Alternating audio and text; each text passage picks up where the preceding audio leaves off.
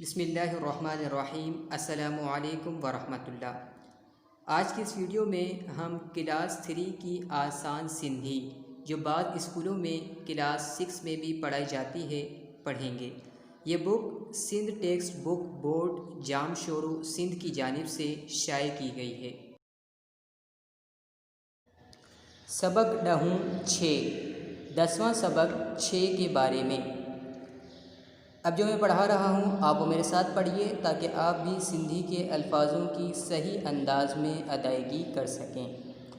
तो पढ़ें। हीअ छोकरो आहे यानी ये लड़का है। हीअ छोकरी आहे यानी ये लड़की है। हीअ छब्बो आहे यानी ये टोकरा है।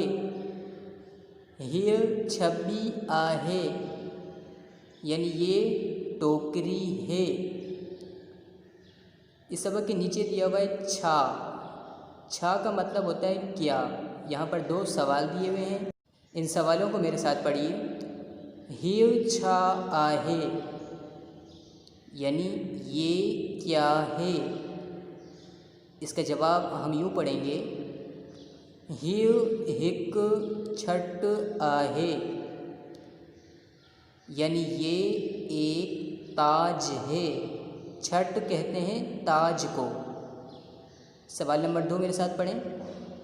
हीअ छा आहे यानी ये क्या है। इसका जवाब पढ़ेंगे हम, हीअ हिक छटरी आहे यानी ये एक छतरी है। छतरी कहते हैं छतरी को। इस सबक के नीचे मश्क भी दी गई है, इस मश्क को भी हम पढ़ लेते हैं। तो पढ़िए।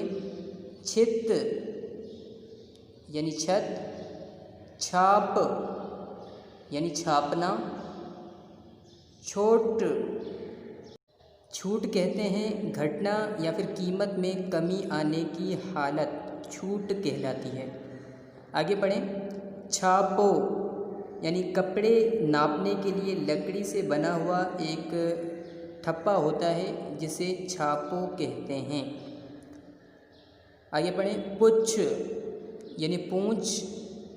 पुछड़ी यानी छोटी पूँछ यानी ऐसे जानवर जिनकी छोटी पूँछ हो तो उसे हम पुछड़ी कहेंगे।